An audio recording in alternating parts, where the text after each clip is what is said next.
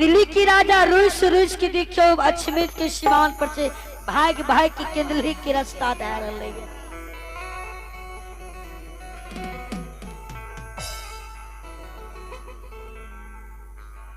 घोकसम नगरी में लागे छे कि हम गलती कैले छी यह लके अहाँ सबके बुलंदी नहीं मिल रहा है। रंजीत बाबू के कहना छे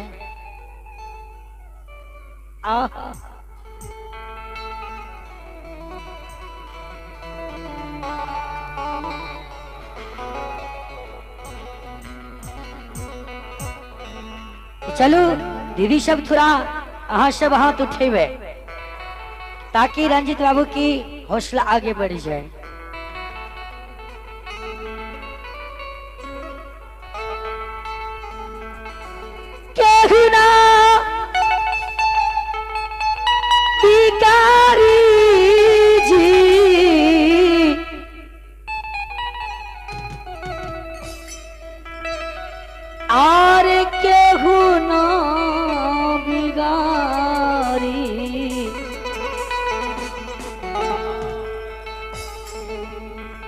रामी नाम बिगड़ी जिनकर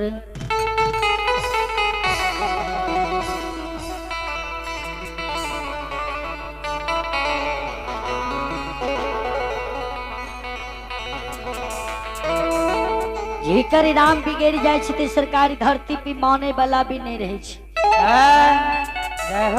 कतो भी संसार की माँ बहन लग जाए चाहे चोर बदमाश लग जाए कतो से कुछ हुए वाला नहीं है। और जब राम बिगड़ जाए समय में क्षण पलक में मौसम में कहानी खत्म है। भजन जो गा रही है इस पर मैं श्रोताओं से कहूंगा एक बार जोरदार ताली हो जाए।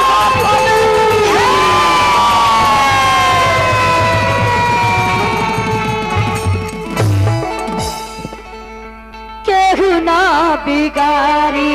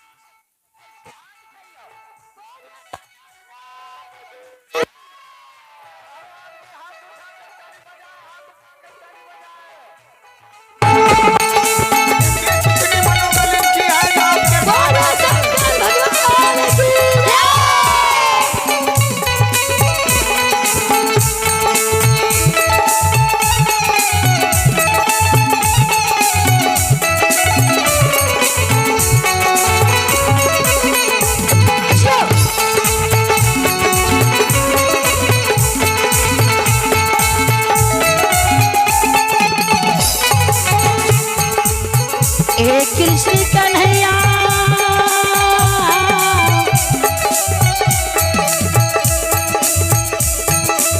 ये मुरली बाले ए लीला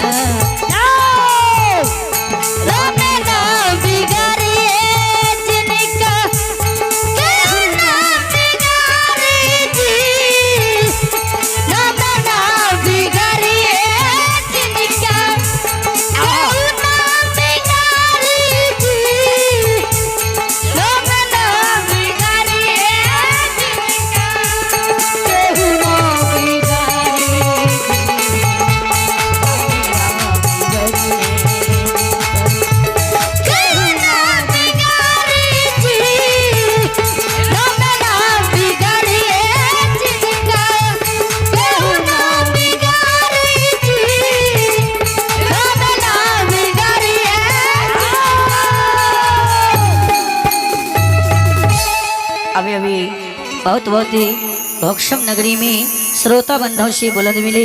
एक बार ऐसी बुलंद आवाज से जयकारा लगाते रहे कि थोड़ा समय आप लोग मेरा बची गए। और दीदी लोग आपका भजन एक और सुनाने का प्रयास कर रहा हूँ। दीदी लोग आप थोड़ा हिम्मत लगा करके रहिएगा। रंजित बाबू अगर दीदी लोग से कमी है भोजन वोजन नहीं करे ले कि आह लगे छे कि यो भूखल छे ने ये बैठल छे शांत हेलो आ सब थोड़ा हाथ उठाइबे उठाओ हाथ। अभी ठंडी की मौसम नहीं है। हे यो खैनी जाओ अगर खाए के मन होते ने तुरंत दोनों हाथ निकाल के लेटा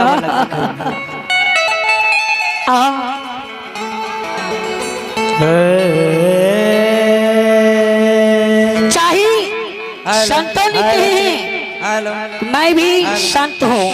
एक नारी संत होती है। संत को मतलब है कि शांति की दान। शांति के दान। तो एक बार आप लोग थोड़ा बुलंद आवाज से जयकारा लगावे कि